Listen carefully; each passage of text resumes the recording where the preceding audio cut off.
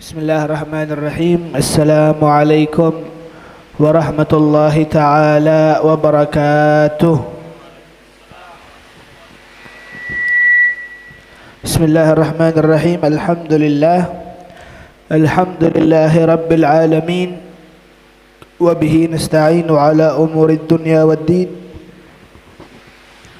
Wassalatu wassalamu ala sayyidina Muhammadin إمام الأنبياء والمرسلين وحبيب رب العالمين وسيد غر المحجلين وعلى آله وأصحابه الغر الميامين. سبحانك لا علم لنا إلا ما علمتنا إنك أنت العليم الحكيم وتب علينا إنك أنت التواب الرحيم. اللهم أكرمنا بنور الفهم وافتح علينا بمعرفة العلم وأخرجنا من ظلمات الوهم. اللهم أكرمنا بالعلم وجملنا بالحلم واغننا بالعلم وجملنا بالعافية والسلامة. أما بعد.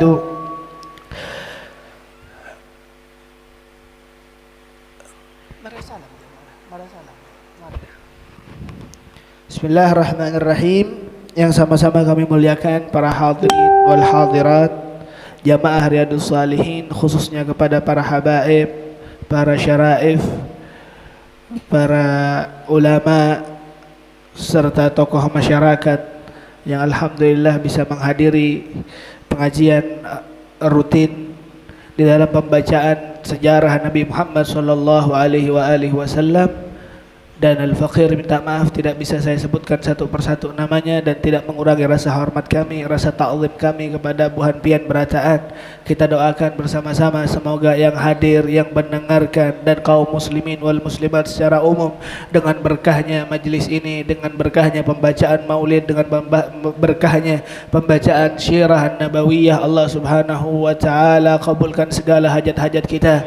Allah Subhanahu wa taala ampunkan segala dosa kita dan Allah Subhanahu wa taala qada'kan segala apapun niat di dalam diri kita sehingga Allah Subhanahu wa taala dimulai dari keberkahan maulid ini ataupun majlis ini seluruh hajat kita telah dikabulkan. Amin amin ya rabbal alamin. Yang sama-sama ulun hormati musyahid ataupun penonton live streaming dari pengajian di Riyadhus Shalihin, yang ulun berterima kasih kepada Buhan Pian Berataan. Semoga apa yang antum lihat ataupun gunakan HP antum ataupun teknologi media antum gunakan di jalan kebaikan sehingga manfaat dan pahalanya antum mendapatkan juga. Semoga antum panjang umurnya, sehat badannya, amin amin ya rabbal alamin. Ibadallah yang dirahmati oleh Allah Subhanahu wa taala, mazilna ataupun kajian kita pada malam hari ini masih tetap sama, topiknya masih sama, yaitu menjadikan baginda Muhammad sallallahu alaihi wasallam sebagai uswah, sebagai panutan. Dan kita berkumpul di sini semata-mata ingin mengerti yang dikatakan panutan, bagaimana Rasulullah dijadikan panutan. Jadi mau tidak mau kita harus mengerti tentang kriterianya baginda Muhammad sallallahu alaihi wasallam. Dan subhanallah, ketika diceritakan oleh Al-Habib Ali bin Muhammad bin Husain Al-Habsyi perkara agama sebagaimana pelajaran nahwu. Nahwu ini adalah sebuah pelajaran ilmu untuk mengerti membaca kitab. Itu nahwu. Jadi bagian di mana fa'ilnya ataupun pekerjaannya, kata pekerjaan, kata huruf, kata isim dan seterusnya, dan ini mungkin tidak banyak manfaatnya ke agama kita, cuman dijadikan sebuah syarat ketika seseorang bisa membaca kitab. Al-Habib Ali bin Muhammad bin Husain Al-Habsyi, beliau seorang adib, seorang ahli adab. Dikatakan ahli adab kalau seandainya adab tersebut digunakan oleh orang Hadramut ataupun orang Arab, itu ahli bahasa.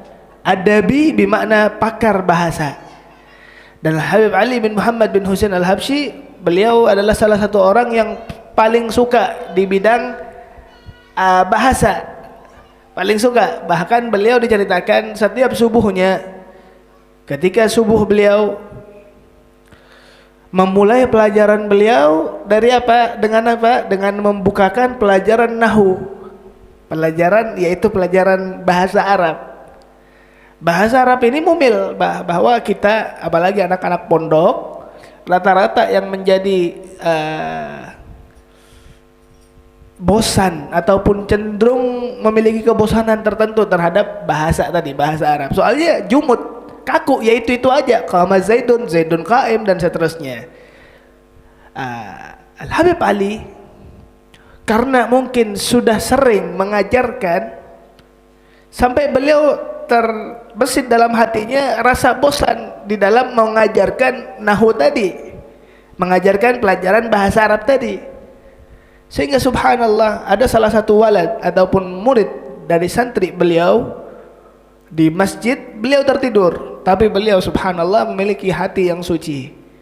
Sampai ketika tidurnya beliau melihat 3 orang sangat tampan wajahnya, yang dimana 3 orang tersebut saling memegang pundaknya satu sama lain dan mendatangi siapa? Mendatangi majelisnya Al-Habib Ali bin Muhammad bin Husain Al-Habsyi. Siapa beliau? Yang pertama adalah baginda Muhammad sallallahu alaihi wasallam. Yang di belakangnya yaitu Sayyidina Ali bin Abi Thalib, di belakangnya lagi Sayyidina Hasan bin Ali ataupun Sayyidina Hasan bin Fatimah Az-Zahra Al-Batul. Semua adalah para ahli baitnya Nabi Muhammad sallallahu alaihi wasallam. Apa kata 3 orang tadi? Aku berjalan ingin menghadiri pengajian Al-Habib Ali bin Muhammad bin Husain Al-Habsyi walaupun pelajarannya nahwu. Subhanallah, kita mengambil tabarruk tadi dengan apa? Masya Allah. Dengan apa? Dengan pengajian yang dikajikan di situ bagaimana sejarahnya baginda Muhammad sallallahu alaihi wasallam. Dan yang kita harapkan baginda Muhammad, rohnya baginda Muhammad sallallahu alaihi wasallam, nurnya baginda Muhammad sallallahu alaihi wasallam menghiasi diri kita, menghiasi kehidupan kita, sehingga kita subhanallah Allah keluarkan dari majelis yang mulia ini kecuali kita semua dipandang mulia bagi baginda Muhammad sallallahu alaihi wasallam. Amin amin ya rabbal alamin. Ibadallah yang dirahmati oleh Allah, Habib Ja'far, pengumuman kepada ayahanda yaitu Al-Habib Ja'far As-Sadiq bin Habib Abdurrahman Al-Kaf dipersilahkan untuk masuk. Habib Ja'far, Beb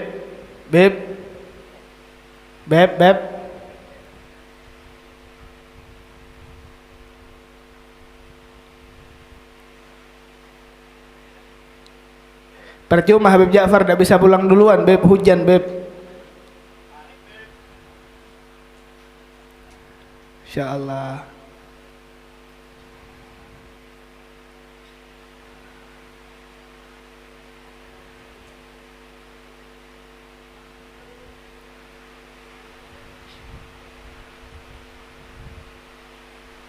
Allahumma salli ala Muhammad. Allahumma salli ala Muhammad. اذكر الصلاة على النبي.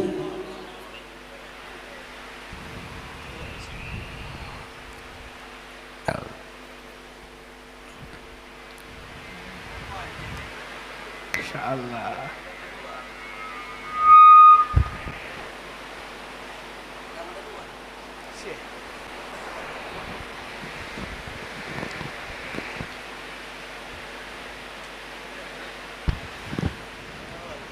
Ganteng aku.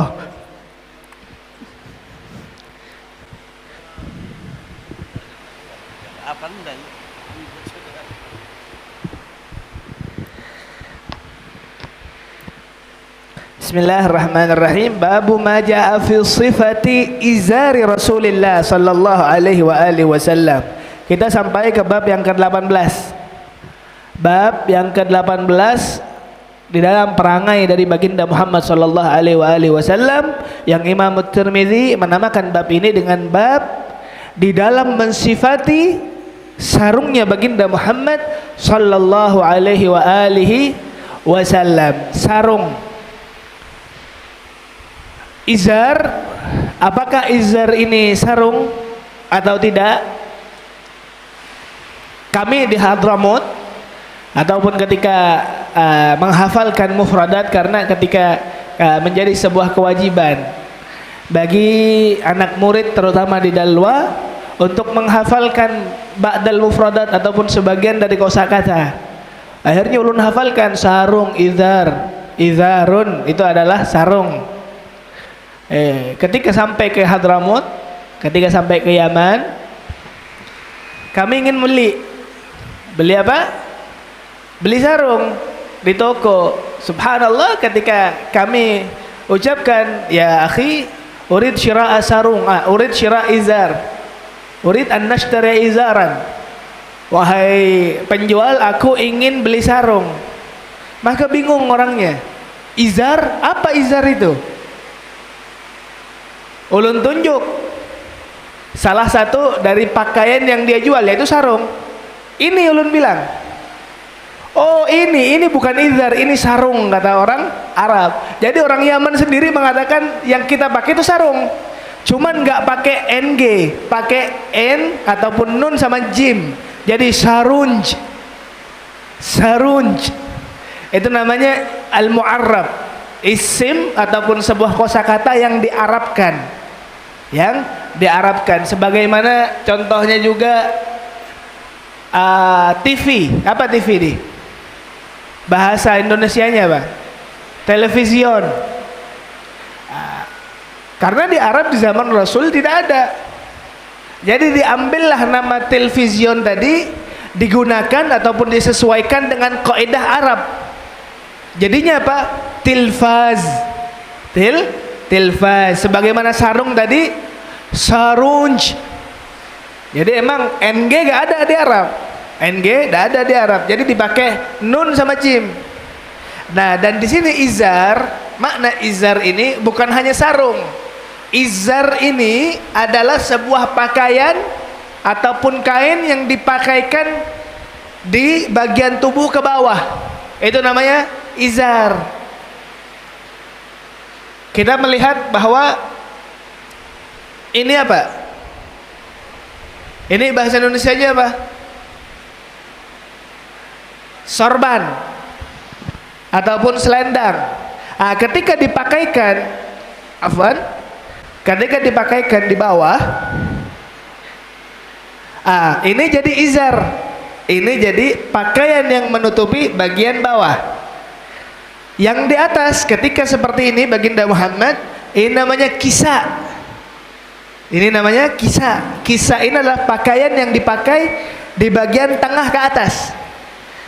Al-Imam At-Tirmidzi radhiyallahu taala anhu, beliau menyebutkan babu ma jaa fi sifati izar. Beliau tidak, ataupun di bab ini Imam Tirmidzi mengatakan bahwa ini bab mensifati sarung ataupun pakaian bawahnya Rasulullah sallallahu alaihi wasallam. Tapi subhanallah, di dalam satu sisi lainnya Imam Tirmidzi bukan hanya membahas masalah sarungnya aja, melainkan pakaian yang di atas. Di zaman Nabi Muhammad sallallahu alaihi wasallam, Allahumma shalli ala Muhammad, di zaman Rasulullah ada pakaian yang panjang sebagaimana pemakaian gamis kita. Pakaian yang panjang ini ataupun yang satu dari atas ke bawah nyambung kayak apa, gamis, kayak apa lagi, jubah, itu dikatakan qamis karena semuanya nyatu, tidak ada perbedaan di antara pakaian bawah dengan pakaian atas. Kalau seandainya di dalam sebuah sejarah dikatakan bahwa izar ataupun kisa, itu berarti dua pakaian yang ataupun dua kain yang berbeda. Kain yang pertama menutupi bawah, kain yang kedua menutupi atas. Kalau seandainya kita masih bingung, kita lihat orang umroh ataupun haji. Itu pakaian ihram, itu adalah izar dan rida ataupun kisah. Jadi seperti itu contohnya. Allahumma shalli ala Muhammad. Subhanallah, apakah Rasulullah memakai itu? Nah, Rasulullah memakai itu, terutama ketika di musim yang panas. Rasulullah memakai rida itu ketika musim panas. Dikarenakan kalau seandainya memakai pakaian yang subhanallah hanya dengan menutupi badannya lebih hangat, lebih dingin karena angin yang sepoi-sepoi mengenai tubuhnya baginda Muhammad sallallahu alaihi wasallam. Dan di sini ada sebuah pelajaran yang sangat penting bagi kita, karena memang di zaman Rasulullah tidak ada sarung yang terikat semuanya, terjahit seperti bundaran. Karena sarung yang kita pakai kan seperti bundaran, yaitu tidak ada pemisah. Tayyib. Nah, di situ nanti walaupun adanya sebuah perbedaan, tapi yang akan disebutkan ataupun yang akan diceritakan oleh Imam Tirmidzi pada bab ini bersangkut pautan dengan adab-adab kita ketika menggunakan sesuatu yang bersangkut pautan dengan pakaian bawah, pakaian tengah ke bawah, yaitu sarung kita ataupun celana kita. Nabi Muhammad sallallahu alaihi wasallam memberikan sebuah adab-adab, memberikan sebuah Allahumma shalli ala Muhammad, didikan kepada umatnya bahwa cara berpakaian yang sempurna ketika berpakaian ala baginda Muhammad sallallahu alaihi wasallam. Mungkin sebagai pembukaan kita sudah memahami apa yang dikatakan sarung tadi ataupun izar tadi. Maka tidak panjang lebar, kita langsung masuk ke pembahasan, yaitu hadis yang pertama. Wa bihi ilaihi qala haddatsana Ahmad bin Mani' haddatsana Ismail bin Ibrahim an Ayyub, ataupun haddatsana Ayyub an Humaid bin Hilal an Abi Burdah an abihi qala akhrajat. Abi Burdah an abihi. Abihi siapa? Di sini abihi yaitu Allahumma shalli ala Muhammad, Abi Dzar Al-Ghifari kalau tidak salah. Abi Dzar Al-Ghifari. Tayyib. Abi Dzar Al-Ghifari. Abi Burdah. Bentar. Allah, siapa?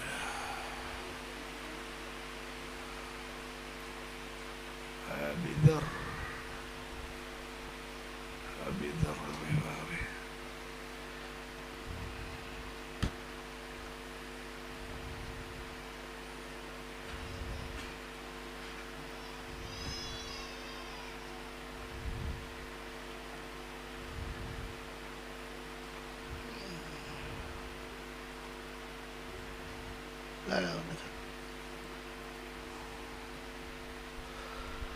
Siapa Abi Dzar ini? Stumat biar tahu siapa pengarang yang meriwayatkan hadis ini, karena memang Al-Faqir belum buka kitabnya. Allah. Masyaallah.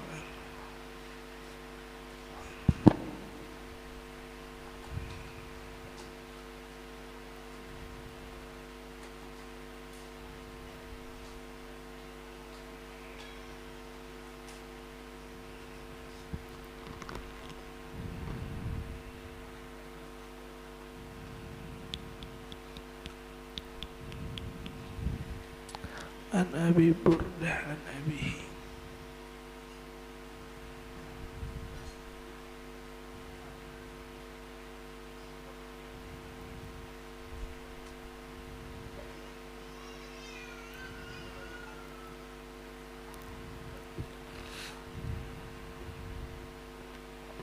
Bukan Abi Dzar Al-Ghifari, melainkan Abi Musa Al-Asy'ari.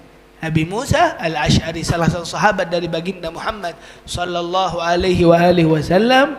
Yang Abi Musa Al-Ghifari, Abi Musa Al-Asy'ari, beliau adalah salah satu sahabat yang hijrah di zamannya Nabi sebanyak 3 kali. Jadi yang kita tahu hijrah ini antara Madinah sama Makkah. Abi Musa Al-Asy'ari beliau tidak. Beliau subhanallah mendapatkan nilai plus ataupun perjuangan baginda ataupun beliau dengan baginda Muhammad sallallahu alaihi wasallam yang tidak bisa kita sepelekan, karena salah satu keutamaannya beliau adalah orang yang hijrah di dalam mencari agamanya Allah Subhanahu wa taala sebanyak 3 kali. Abi Musa al-Ash'ari hijrah pertama beliau dari kota Yaman ataupun dari negeri Yaman ke Makkah. Karena beliau asli Yaman. Beliau hijrah untuk menyatakan keislamannya di hadapan baginda Muhammad sallallahu alaihi wasallam. Hijrah pertama. Abi Musa al-Ash'ari diwajibkan ataupun diperintahkan oleh baginda Muhammad untuk hijrah ke Habasyah, untuk hijrah ke Ethiopia. Pernah kita sudah jelaskan bagaimana perjalanan Rasulullah ataupun dakwahnya Rasulullah ke negara Ethiopia ataupun Habasyah, yang sampai raja pada saat itu yaitu Raja Najasyi ataupun Asmakhah, beliau sampai masuk Islam. Ataupun kita perlu ceritakan lagi, Abi Musa al-Ash'ari juga min dhimni sahabah ataupun di antara sahabat yang berangkat, yang hijrah ke kota Habasyah, yang berdakwah di sana. Salah satu yang bersama beliau ala raisihim ataupun ketua sahabat ataupun rombongan sahabat pada saat itu adalah Sayyidina Ja'far At-Tayyar, Ja'far bin Abi Thalib. Nah, di sini diceritakan bahwa coba lihatlah kalau seandainya seluruh dari agama-agama yaitu ahli kitab yang beliau semuanya insaf, benar-benar mendalami agamanya, maka yang mereka dapatkan yaitu bagaimana kebenaran dari baginda Muhammad sallallahu alaihi wasallam. Karena Raja Najasyi beliau adalah seorang Kristen Nasara min ahli kitab, yang di dalamnya ataupun salah satu kriteria ataupun biografi dari beliau, beliau tidak pernah zalim kepada siapapun. Maka salah satunya ataupun ketika Rasulullah sebelum hijrahnya ke kota Madinah, bagaimana ceritanya sahabat Nabi yang diburu, sahabat Nabi yang akan dibinasakan oleh orang-orang kafir Quraisy. Perintah dari Rasulullah untuk hijrah ke Habasyah, untuk hijrah ke Habasyah. Kata baginda Muhammad, di dalamnya ataupun di sana ada seorang raja yang tidak pernah zalim kepada siapapun. Nah, ketika mendengar bahwa Habasyah ini, Ethiopia ini berbeda pulau. Ethiopia itu negara Afrika, di benua Afrika sana, sedangkan Saudi ataupun Jazirah Arabia yaitu berbeda pulaunya, harus melewati selat, harus melewati laut. Maka terdengar, subhanallah, terdengar kabar tersebut ke kafir Quraisy pada saat itu, dan dikejar. Bayangkan bagaimana perjuangannya Islam pada saat itu, tidak diberikan sebuah kebebasan sama sekali.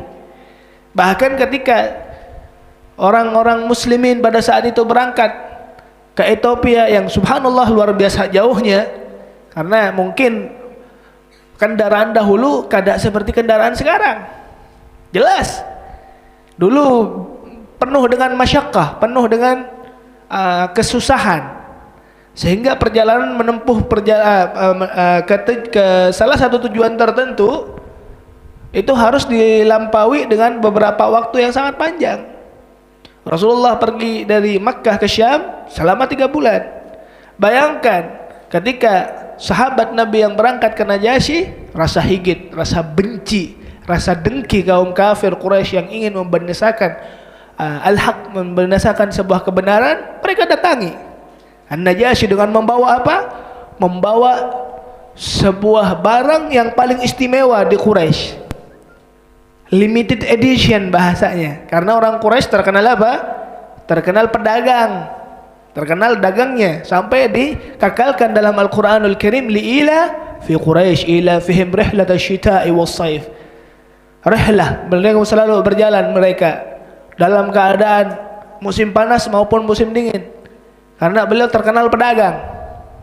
Mereka semua terkenal pedagang. Maka dari itu dilihat, sekiranya hadiah yang akan disampaikan ataupun diberikan kepada Najasyi hadiah yang sulit untuk ditolak, maka dicarilah sebuah barang yang sangat limited edition bahasanya, ataupun jarang ditemui. Cuman subhanallah ketika berangkat menyusul dari kaum muslimin, karena kata baginda Muhammad dan mereka subhanallah para sahabat Nabi yakin kepada Rasulullah, bahwa Rasulullah dari mana beliau tahu, padahal hubungannya jauh, padahal jalannya jauh. Rasulullah an tariqil wahyi, diberikan wahyu oleh Allah Subhanahu wa taala melalui malaikat Jibrilnya. Sehingga para sahabat Nabi ketika disebutkan sebuah kabar ataupun kabar dari Nabi, mereka tidak pernah ingkar satupun dari para sahabat Nabi, karena mereka yakin kepada baginda Muhammad sallallahu alaihi wasallam. Walaupun subhanallah orang kafir Quraisy mendatangi Najasyi, cuman Najasyi tidak memberikan tamu, yaitu para sahabat Nabi, untuk sebagai mukabil ataupun pertimbangan dari hadiah yang diberikan oleh kafir Quraisy. Tapi subhanallah, melihat ini Raja Najasyi ini Kristen. Raja Najasyi adalah seorang Nasrani, Kristen. Amr bin As sama Abdullah bin Abi Rabi'ah itu adalah delegasi dari kafir Quraisy untuk menjemput dari sahabat Nabi, untuk menjadikan sahabat Nabi tidak diterima di Ethiopia, di Habasyah. Siasat mereka katakan bahwa ini Kristen. Oh, ditembaklah agamanya.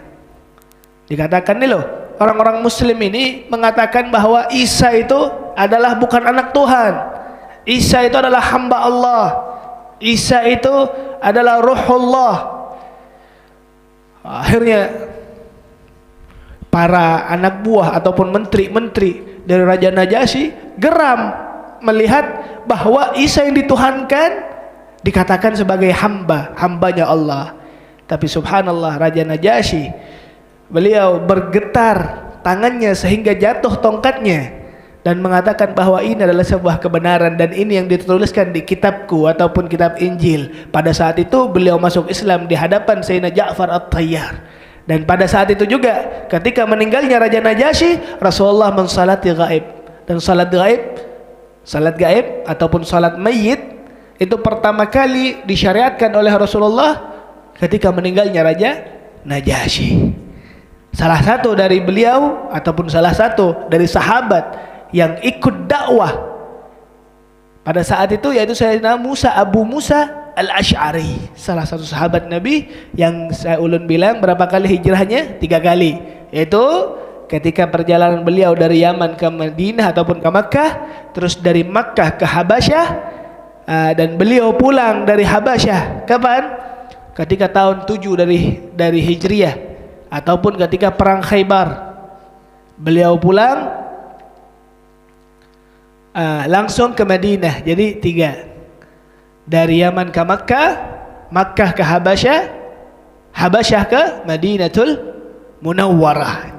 Beliau adalah Sayyidina Abu Musa Al-Ash'ari. Beliau mengatakan, akhrajat ilaina Aisyah radhiyallahu taala anha kisaan mulabbadan wa izaran ghalidhan faqalat qubida ruhu Rasulillah fi hadhain. Akhrajat ilaina Abu Musa Al-Ash'ari. Ini ceritanya adalah cerita setelah meninggalnya Rasulullah. Abu Musa Al-Ash'ari karena beliau seorang yang sangat cinta kepada baginda Muhammad, beliau rindu kepada Rasulullah. Maka ketika kerinduan dari baginda ataupun beliau kepada Rasulullah, beliau datang kepada Ummul Mukminin Sayyidatuna Aisyah. Diketok pintunya.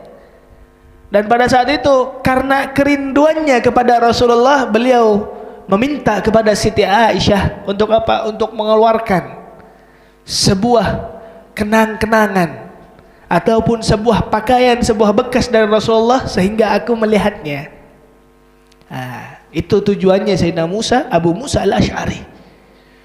Pada saat itu beliau dikatakan akhrajat ilaina. Siti Aisyah mengambil sebuah kisah. Apa kisah? Pakaian yang di atas. Kisaan mulabbadan.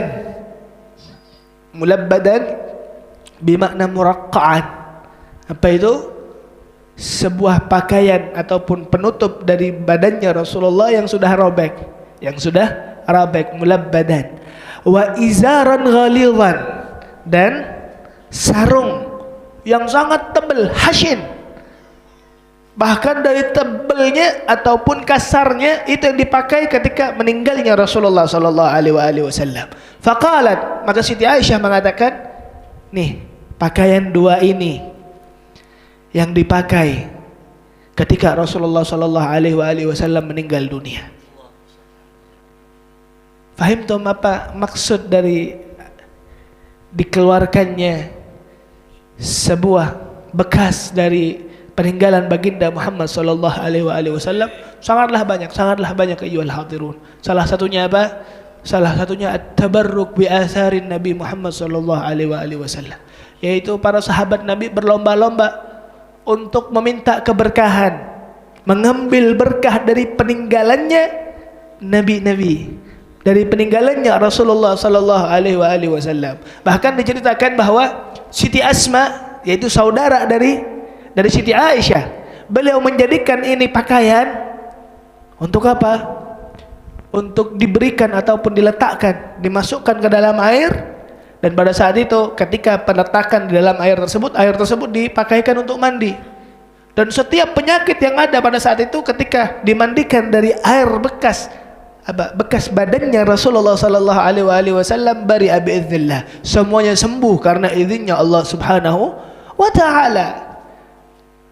Para sahabat Nabi melakukan hal ini, bukan menjadikan sebuah hal kesyirikan ataupun bid'ah. Karena kita ayyuhal hadirun, alhamdulillah kita dibiasakan untuk mengambil berkah. Kita dibiasakan untuk mencari keberkahan, kita biasa untuk ziarah, kita biasa untuk dekat kepada orang salihin was salihat. Maka dari itu coba lihat, ini dalil kita.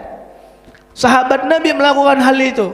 Bahkan diceritakan, subhanallah, Al-Imam Syafi'i radhiyallahu taala anhu, beliau ketika sangat senang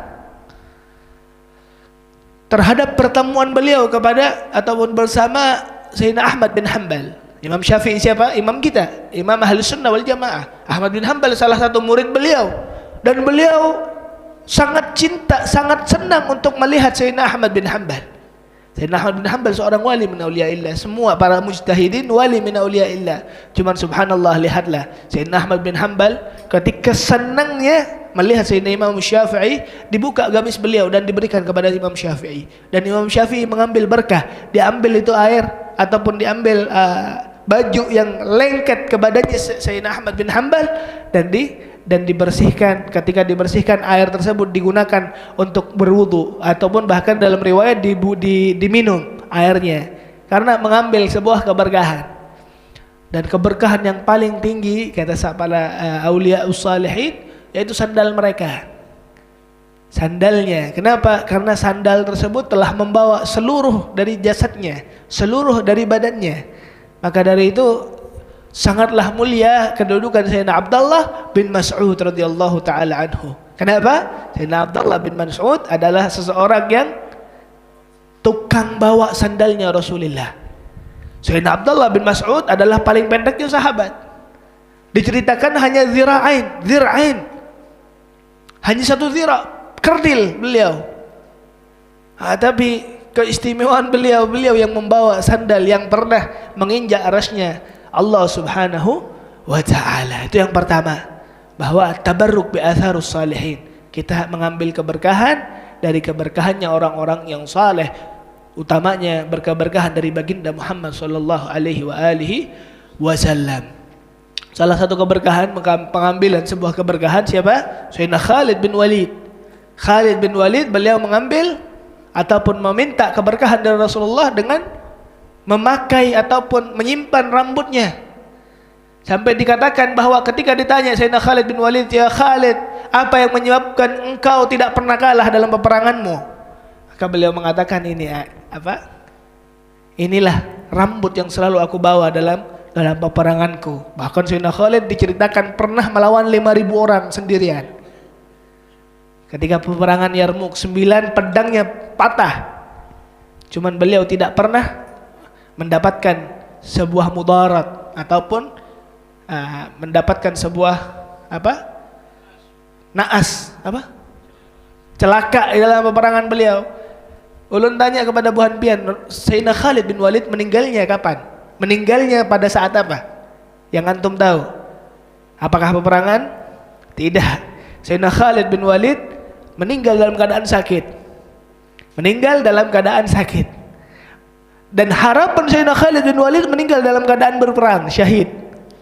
Sampai beliau ketika meninggalnya ataupun fi maradhi mautih, ketika beliau sakit, yang sakit tersebut sudah hampir meninggalnya, beliau mengatakan apa? Ar-rijal, mereka orang-orang laki-laki meninggalnya dalam keadaan berperang. Sedangkan aku tidak bisa apa-apa di atas kasurku. Wala namati ayunil jubana, dan tidaklah pernah tertidur mata-mata orang yang pengecut. Maka meminta siapa? Meminta salah satu teman-temannya ataupun keluarganya untuk mengangkat beliau dari tempat tidurnya, dan beliau meninggal dalam keadaan berdiri. Ayolah hadirun. Itu Sayyidina Khalid bin Walid, fakhrul Arab, fakhrul Islam. Itu adalah kebanggaan kita orang muslimin, bahwa sebuah kepanglimaan tidak pernah dimiliki oleh orang-orang kufar. Kami ataupun kita ma'asyiral Islam yang memiliki kewibawaan, kita memiliki kehebatan, kita memiliki seluruh dari khasailul khair, setiap kebaikan, yaitu kami yang memilikinya, yaitu umat Islam, karena fadilah dari keutamaan dari Allah Subhanahu wa ta'ala. Itu yang pertama. Terus yang kedua, kisaan mulabbadan, sebuah kisah pakaian yang robek. Ayyuhal hadirin, kita bisa ngambil apa sih maksudnya robek tersebut? Apakah karena sudah lama dipakai? Robek tersebut apa sudah lama disimpan? Tidak. Beliau subhanallah, Nabi Muhammad sallallahu alaihi wasallam sayyidul mutawadhi'in. Beliau adalah pemimpinnya orang yang tawadhu, dan beliau memberikan sebuah pelajaran bagi umat muslimin, bagi umatnya Rasulullah. La khaira fid dunya, tidaklah ada sebuah kebanggaan dan kemuliaan dalam dunia kita. Maka Rasulullah mengambil sebuah jalan untuk memakai apa? Memakai pakaian yang telah robek, dan robek tersebut tidak menjadi aib. Tidak menjadi aib, karena robek masih bisa dijahit. Tapi subhanallah, meninggalnya Rasulullah itu fi ayyam, di hari-hari kejayaan Islam. Rasulullah meninggal bukan ketika permulaan agama. Bahkan subhanallah, diceritakan delegasi ataupun pasukan Rasulullah yang sudah sangat kuat, yang sudah sangat besar. Tapi subhanallah, tetaplah kejayaan Islam, kemuliaan agama Islam tidak menjadi Rasulullah ataupun seorang pemimpin tersebut tertipu. Bahkan kalau seandainya adanya seorang pemimpin yang sudah sukses, sudah lupa dan tertipu. Rasulullah tidak seperti itu. Rasulullah sallallahu alaihi wasallam diceritakan setiap pakaian beliau yang dari harir, yang dari glamornya ataupun mulianya, dengan mahalnya pakaian-pakaian yang sangat mulia, seperti sutra, rajutan sutra, diberikan kepada sahabatnya semuanya. Rasulullah cukup ini. Nah, maka Rasulullah sebagai wasilah di antara Allah kepada hambanya. Kalau seandainya Rasulullah diberikan sebuah hubib ataupun dicintakan ataupun diberikan sebuah kecondongan terhadap dunia, kata Rasulullah, hanya dua. Hubbiba ilayya min dunyakum, dua kata Rasulullah. Apa? An-nisa, salah satunya istri. Kalau seandainya Rasulullah tidak berikan kecondongan seperti itu, maka tidak ada harganya dunia di hadapan Rasulullah sallallahu alaihi wasallam. Bahkan kalau seandainya Rasulullah menginginkan sebuah surga yang dijadikan di dunia ini, maka terjadi. Kalau seandainya Rasulullah menginginkan sebuah kemuliaan dengan menggunakan pakaian-pakaian panglima ataupun pakaian-pakaian raja-raja yang dipakaikan di surga, niscaya Rasulullah memakainya. Tapi Rasulullah mengajarkan umatnya. Rasulullah menjadikan diri Rasulullah sebagai ahli dalam tawadhu'nya. Sehingga apa? Sehingga ketika meninggal pun Rasulullah tetap menggunakan pakaian yang muraqqa ataupun mulabbat. Dan ini sebagai pelajaran bagi kita. Wa izaran ghalidhan, dan izar, sarung yang tebal, hashin. Rasulullah mengalah yuwal hadirun dengan menggunakan sebuah pakaian yang sangat kasar, yang tebal. Tebal bermakna apa? Sekiranya tidak terlihat auratnya. Kalau seandainya tipis, maka gampang untuk terbuka auratnya. Kasar karena apa? Karena beliau subhanallah mengajarkan ataupun menjadikan diri Rasulullah sebagai ahli dalam tawadhu'nya. Ahli dalam tawadhu'. Faqalat khubida ruhu Rasulillah fi hadzain. Faqalat Siti Aisyah mengatakan meninggalnya Rasulullah dengan menggunakan pakaian ini. Kapan terjadinya? Bagaimana kejadiannya? Dan ini menjadikan apa? Dorongan bagi kita bahwa kata Rasulullah, inna mau'idi, kata Rasulullah, sesungguhnya mau'idi, janjiku ataupun adanya aku di antara kalian, laisa fi hadzal dunya, bukan di dunia ini. Walakin mau'idi, walakin akan tetapi mau'idi, janjiku apa? Aku, peranku nanti kita bisa rasakan di akhirat ketika yauma la syafa'ata illa syafa'atuh. Di hari yang tidak pernah ataupun di hari seseorang tidak bisa memberikan sebuah pertolongan kecuali pertolongan baginda Muhammad sallallahu alaihi wasallam. Subhanallah, baginda Muhammad meninggal di rumahnya Siti Aisyah. Karena sebelum itu Rasulullah di rumahnya Ummu Salamah. Ketika Rasulullah merasa dirinya sudah sakit, beliau meminta kepada siapa? Kepada salah satu sahabatnya, keluarganya, yaitu Sayyidina Ali bin Abi Thalib dan juga Sayyidina Abbas, untuk mempopongnya. Untuk apa? Menggendongnya. Sehingga meminta untuk beristirahat di rumah Siti Aisyah. Pada saat itu ayol hadirun, para sahabat Nabi melihat Rasulullah ketika dipopong. Maka subhanallah, tidak ada yang menjadikan sebuah ataupun tidak ada cinta yang besar di hati sahabat kecuali cinta beliau kepada Rasulullah. Coba bayangkan kalau seandainya di antara kita ada orang yang paling kita sayangi, yang telah ataupun yang sakit, yang sedang sakit, anggap sebagai saudara kita, ummi kita, anak kita. Ketika sakit kita pasti khawatir. Dan bagaimana sahabat Nabi kepada Rasulullah? Ketika dibawa itu sahabat ataupun Rasulullah, geger sudah Madinah, dan semuanya berkumpul di mana? Di masjidnya Rasulullah, karena hujrat Aisyah ataupun kamar Siti Aisyah sangat dekat ataupun berdempetan dengan masjid Nabi. Ketika melihat ataupun Rasulullah mendengar adanya sebuah suara dari sahabat-sahabat Nabi yang mengkhawatirkan Rasulullah, apa yang terjadi? Rasulullah bertanya kepada Siti Aisyah. Maka Siti Aisyah menjawab, mereka adalah sahabatmu ya Rasulullah yang mengkhawatirkanmu. Coba lihatlah Rasulullah dalam keadaan yang sakit, dalam keadaan sakit. Cuman Rasulullah sangat perhatian kepada umatnya, kepada sahabatnya. Sehingga Rasulullah dalam keadaan sakitnya tetap menghadiri sahabat Nabi, sehingga apa?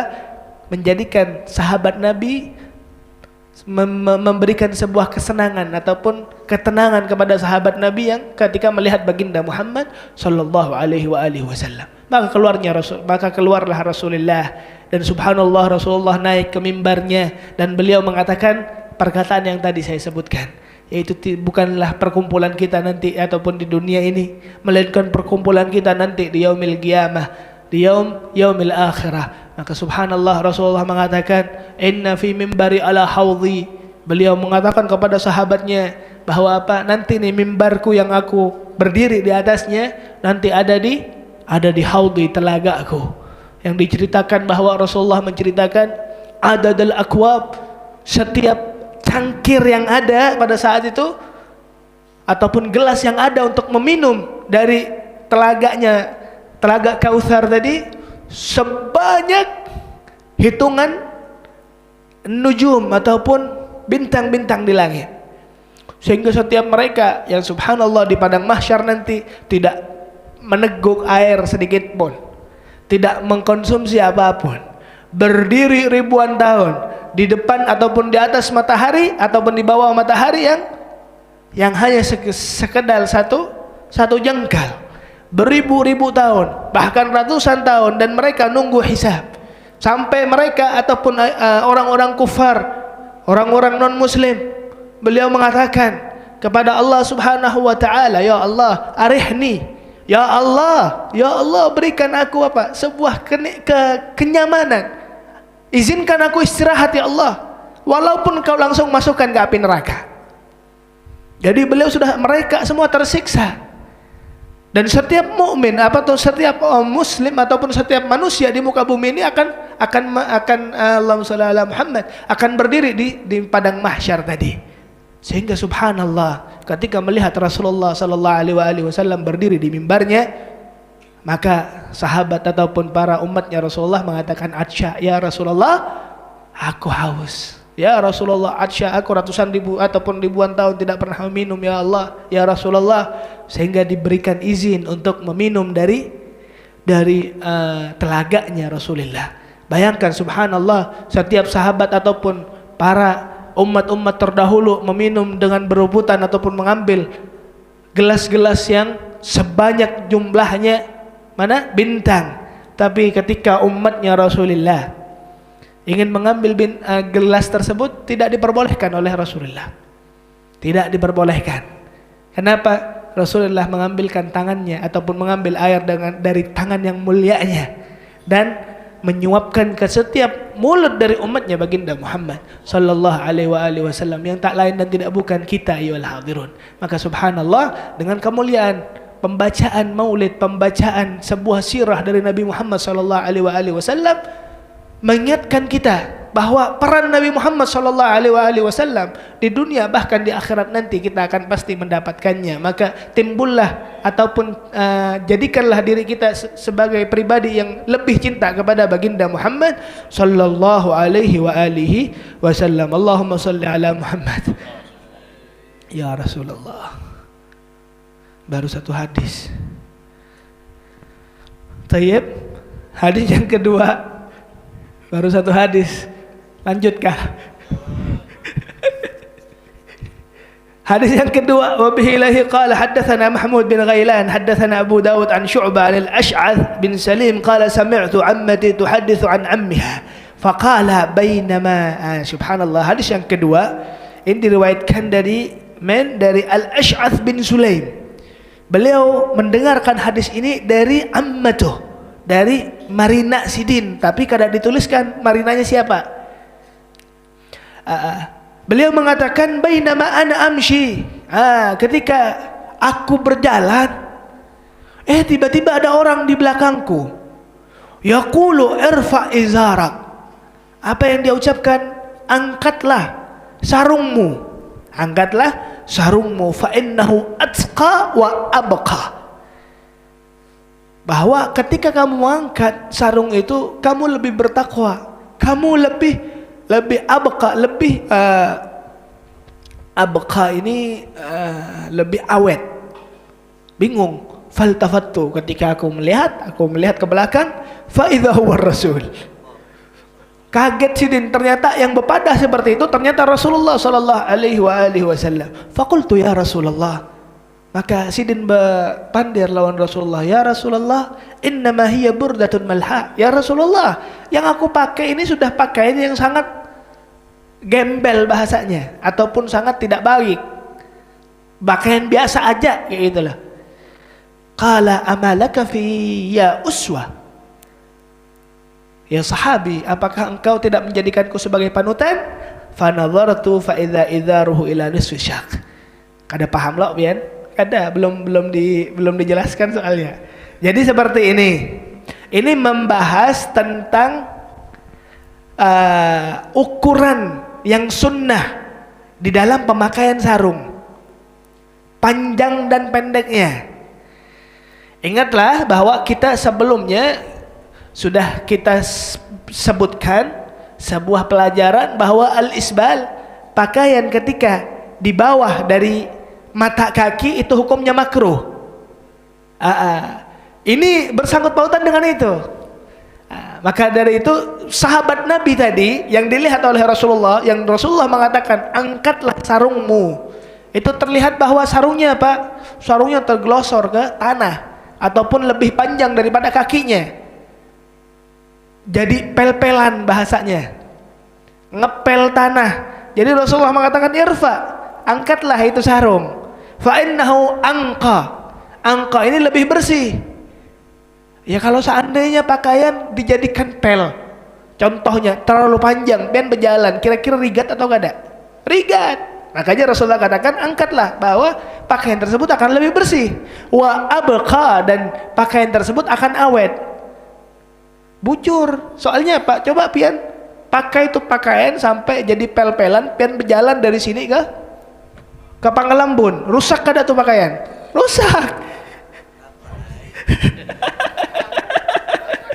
Oh, ke pasar lah, ke pasar tapi 1000 kali rusak juga. Makanya kata Rasulullah, angkat biar kada rusak, biar lebih awet. Maka dari itu sahabat tadi mengatakan, ya Rasulullah, ini pakaian sudah jelek, lusuh sudah, kada apa-apa juga, ulun kada mengharapkan itu baik. Bahasanya ulun kada mengurus ini mau rusak, ini mau apa. Terus apa kata Rasulullah? Apakah engkau tidak menjadikan aku sebagai panutanmu? Walaupun dengan pakaian yang engkau tidak terlalu mengheraninya, tapi subhanallah, kekasihmu ataupun Rasulullah panutanmu mengangkat sarungnya sampai ke nisfu syak, sampai ke pertengahan dari batis. Rasulullah diceritakan ketika menggunakan sarung sampai ke pertengahan batis sidin. Nah, makanya subhanallah para al-habaib pada baharinya, beliau ketika memakai sarung pasti diangkat sarungnya, pasti diangkat. Dan ini menjadi apa? Menjadi sebuah nasihat bagi kita seberataan. Kalau seandainya tidak bisa mengamalkan, yaitu masalah tinggi dan pendeknya sarung tadi, jangan sampai mencap seseorang ketika menggunakan hal tersebut ataupun mempraktekkan yang diajarkan oleh Nabi. Jangan kita anggap sesat, jangan kita anggap norak, jangan, karena mungkin mereka mengamalkan sunnah dari sunnahnya Nabi besar Muhammad sallallahu alaihi wa alihi wasallam. Alhamdulillah, 2 hadis sudah. Insyaallah hadis selanjutan ataupun selanjut dari hadis tersebut akan kita bahas pada kesempatan yang akan datang. Semoga Allah Subhanahu wa taala dengan keberkahan menceritakan baginda Muhammad sallallahu alaihi wasallam, Allah hapuskan dosa-dosa kita. Allah jadikan kita sebagai diri yang selalu cinta kepada Rasulullah. Allah jadikan diri kita sebagai orang yang selalu bertakwa kepada Allah, yang selalu diberikan syafaat dari Rasulullah sallallahu alaihi wasallam. Amin amin ya rabbal alamin. Ala hadhihi niyyah wa kullu niyatin salihah wa ila hadratin Nabi Mustafa sallallahu alaihi wasallam. Al-Fatihah.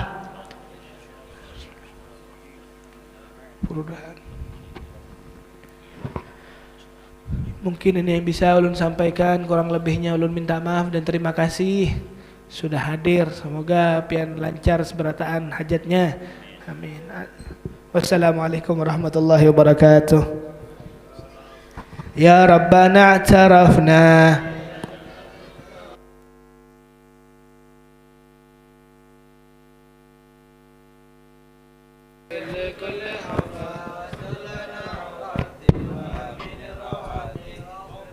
والدنا ربي ومولودنا والآل والإخوان وسائر الخلان واغفر لذي محبة أو جيرة أو صحبة والمسلمين أجمعين. آمين يا ربي. أسمع فضلا وجودا منا لا باكتساب منا بالمصطفى الرسول أفضل كل صلي صلى وسلم ربي عليه عد الهبي وآله وصحبه عدد صحبي والحمد لله في البدء والتنامي حمدا كثيرا دائما محبة النساء.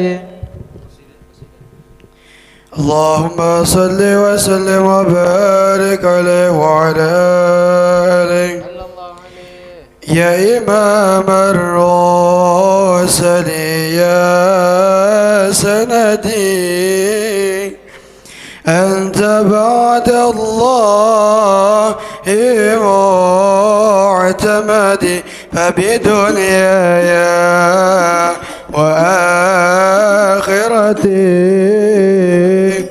يا رسول الله خذ بيدي يا إمام الرشد يا سندي أنت بعد الله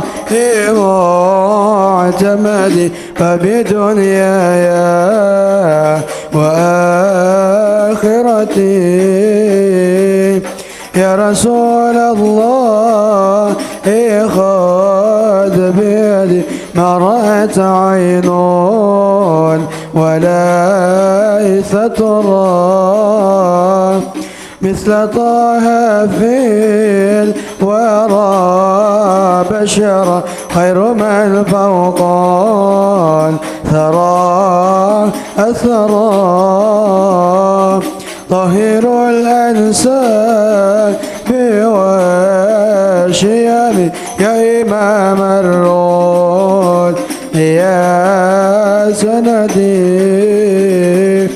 أنت بعد الله معتمدي فبدنياي وآخرتي يا رسول الله خذ بيدي قد أحمد يا حبيبي أحمد يا حبيبي أحمد يا حبيبي يا حبيبي سلام عليك سلام عليك أحمد يا حبيبي حبيبي أحمد يا حبيبي يا حبيبي سلام عليك سلام عليك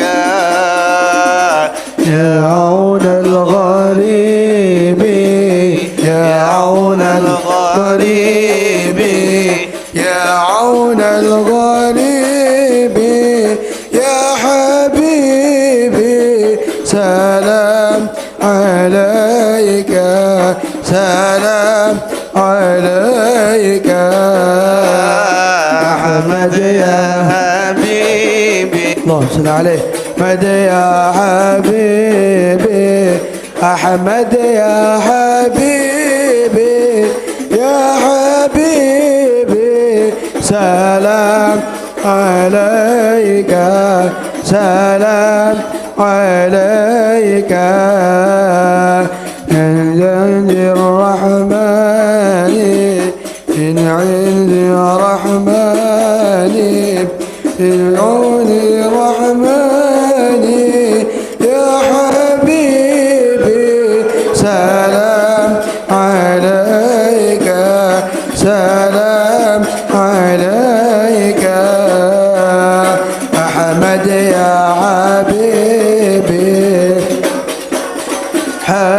حبيبي أحمد يا حبيبي يا حبيبي سلام عليك سلام عليك يا طيبة يا طيبة يا دوا الحياة سغنى والهوى نادانا والهوى نادانا والهوى نادانا يا طيبة يا طيبة يا دوا الحياة سغنى والهوى نادانا والهوى نادانا والهوى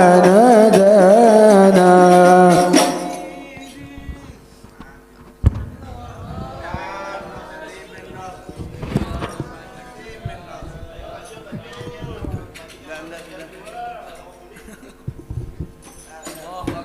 اللهم صل على محمد بسم الله الرحمن الرحيم اللهم بارك لنا فيما رزقتنا وقنا عذاب النار